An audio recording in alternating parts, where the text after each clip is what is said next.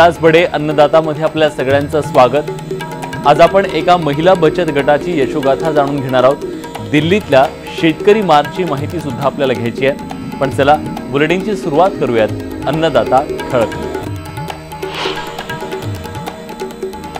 देशातल्या 220 पेक्षा जास्त शेतकरी संघटनांनी आज नवी दिल्लीत 2 दिवसांचा अभूतपूर्व घेराव घातला। स्वामीनाथन समितीच्या शिफारसी लागू करा, शेतमालाला 1.5 पट हमी भाव द्या, शेतकरी विरोधी कायदे रद्द करा, शेतकऱ्यांसाठी 3 आठवड्याचं खास अधिवेशन घ्या यासारख्या मागण्यांसाठी आज देशातले शेतकरी दिल्लीत आक्रमक झालेत। आपली शेतातली कामं सोडून या सभेला हजारो किलोमीटरचा प्रवास करत शेतकरी दिल्लीत दाखल झाले। केंद्रातल्या मोदी सरकारच्या विरोधात देशातले प्रमुख राजकीय पक्ष एकवटलेत।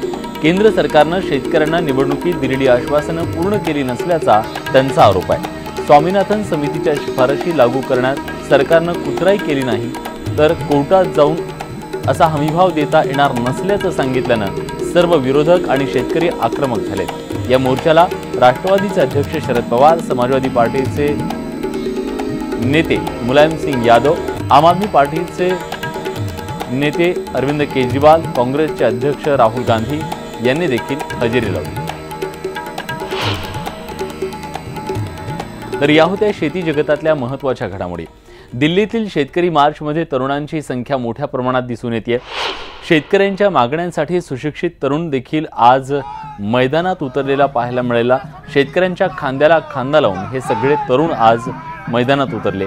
दिल्ली विद्यापीठात शिक्षण घेणाऱ्या तरुणांची मोर्चाबद्दलची नेमकी भूमिका काय जाणून घेतले आमचे प्रतिनिधी अक्षय कुडकेलवार।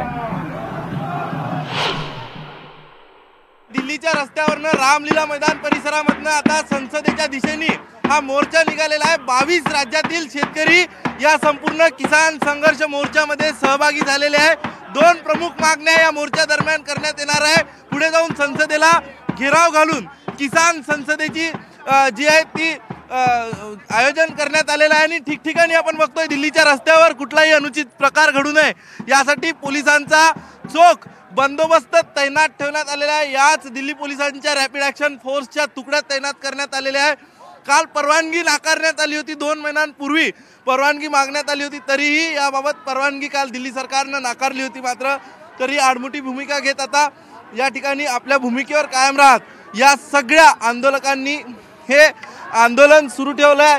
रात्री उशिरा या संपूर्ण आंदोलनाला जे आहे ते पोलिसांनी परवानगी दिली आणि यानंतर देशातील 22 राज्यातले हजारो शेतकरी आपल्या शेतमालाला 1.5 पट हमीभाव मिळावा आणि यासोबत संपूर्ण कर्जमाफी मिळावी यासाठी शेतकऱ्यांचा हा मोर्चा निकालेला है। अपन कई शेतकऱ्यांशी मोर्चामध्ये सहभागी झालेल्या संवाद साधणार आहोत। सर, आप मुझे बताइए क्या मांग को लेकर आपका मोर्चा है और कहाँ से आए हो आप?